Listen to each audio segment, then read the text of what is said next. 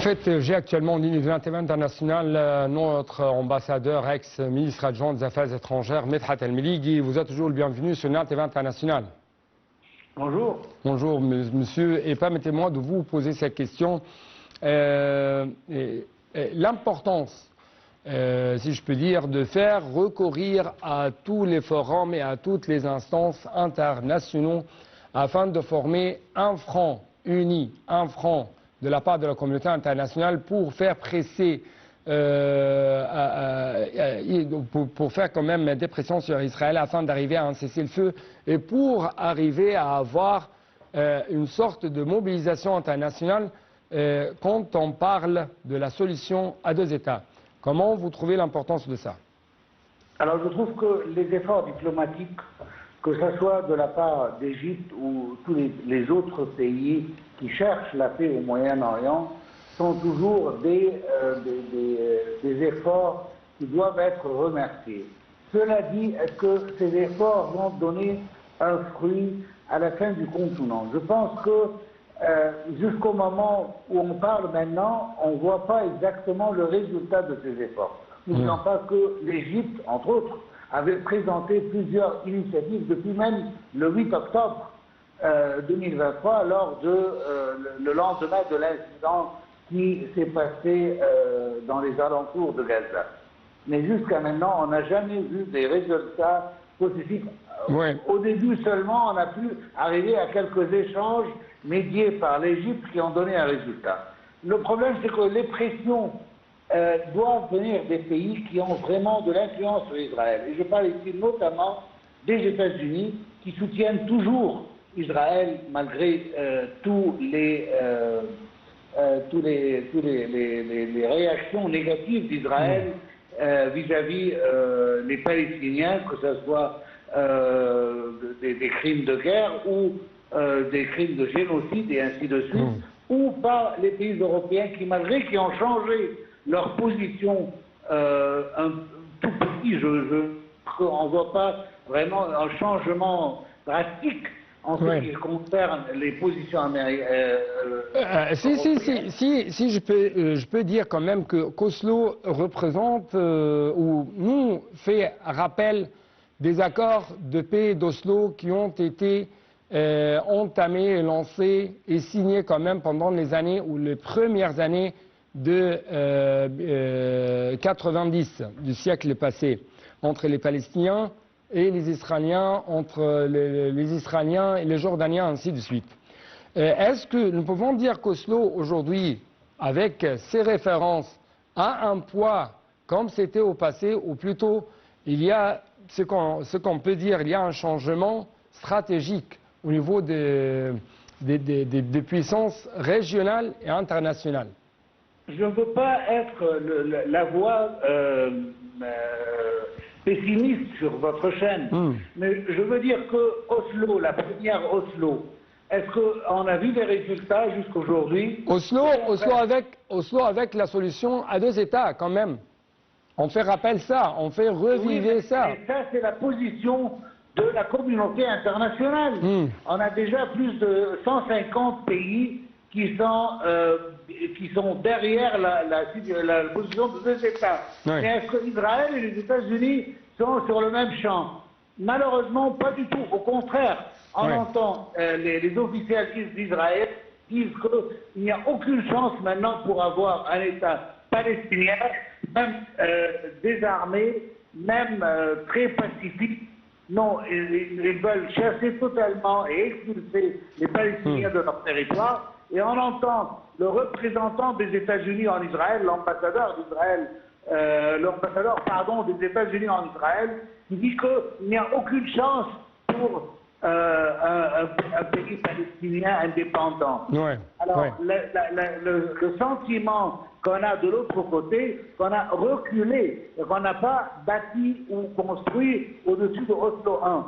Alors, on n'a vraiment pas quelque chose de tangible dont on peut parler qu'on approche à les solutions de deux États. Au contraire, on est de plus en plus loin et je pense que nos efforts doivent se concentrer sur les États-Unis je ne sais pas si l'administration est plus ou non, mais sur les États-Unis en général, pour arriver à presser sur Israël pour accepter la solution des deux États. Monsieur, ça, on n'arrive pas. Oui, monsieur l'ambassadeur, en tant qu'un observateur politique, à quel point vous trouvez que le fait d'imposer des sanctions contre des responsables israéliens extrémistes de la part de presque 5 pays généralement occidentaux, une décision qui a été saluée par la Ligue arabe, à quel point cela représente une menace contre Israël, les responsables israéliens, ainsi de suite? Alors, je dois dire que c'est une étape positive dans la bonne direction, quand on comprend qu'il y a des responsables israéliens qui adoptent des politiques contre les droits de l'homme, contre les droits humanitaires, qui représentent en soi des positions qui peuvent être considérées des crimes de guerre. Mais cela dit, soyons honnêtes, qu'est-ce que ça va vraiment donner les punitions contre deux, ou les sanctions contre deux responsables israéliens? J'aurais préféré entendre des sanctions contre l'État d'Israël. Là, c'est différent. Quand, par exemple, l'agression russe contre l'Ukraine, ces pays ont fait quoi exactement? Ils ont pris des décisions contre la Russie, et non seulement contre Poutine et ses collaborateurs. Et c'est ça ce qu'on cherche. C'est une bonne étape, oui. Mais si on parle d'un trajet de 1000 km et qu'on a fait déjà les premiers 3 cm, cela ne veut pas dire qu'on a achevé quelque chose, mais tout simplement qu'on est sur la bonne direction. Espérons que ces pays-là auront des positions plus positives avec le peuple palestinien contre les génocides commis par Israël et contre l'État d'Israël en soi, pas contre un ou deux responsables ou une dizaine même. Cela n'a aucun effet sur la politique extérieure israélienne.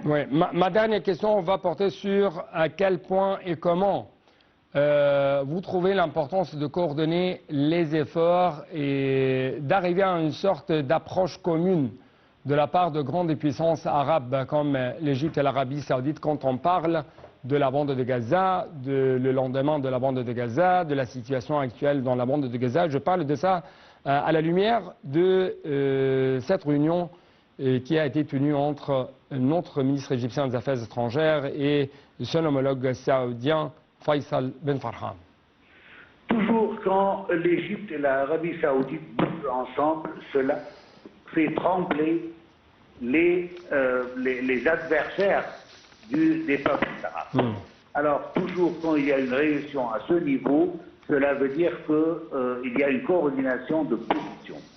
Cela dit, il est très important de mentionner que ces initiatives-là doivent être adressées et doivent être dirigées vers la bonne position envers Israël. On doit tous avoir une voix unie. Ces deux pays, malgré leur position claire, l'Arabie Saoudite elle a dit d'une manière très claire qu'il n'y aura aucune normalisation de relations avec Israël avant l'établissement d'un État palestinien. Alors la position de l'Arabie Saoudite est claire, celle de l'Égypte a toujours été claire. Alors ce qui manque, c'est de chercher derrière eux les autres positions arabes qui sont un peu derrière. On doit avoir une voix unie. Vous avez parlé au début d'une voix unie. On doit parler d'une voix unie des pays arabes. On doit aussi ne pas oublier de parler d'une voix palestinienne unie. On ne peut pas avoir de désagréments entre les fractions de résistance palestinienne d'un côté et l'autorité palestinienne de l'autre côté. C'est inacceptable avec la position actuelle et avec le sang qui coule dans la bande de Gaza. Alors, il est le moment aujourd'hui, si on tient toujours à établir un État palestinien, si même on tient au moins à pouvoir épargner le sang du peuple palestinien. Notre ambassadeur, je dois vous remercier infiniment pour de tels éclaircissements. Toujours vous êtes le bienvenu. Merci beaucoup. Une toute petite pause. Après ça, nous allons procéder ensemble cette émission.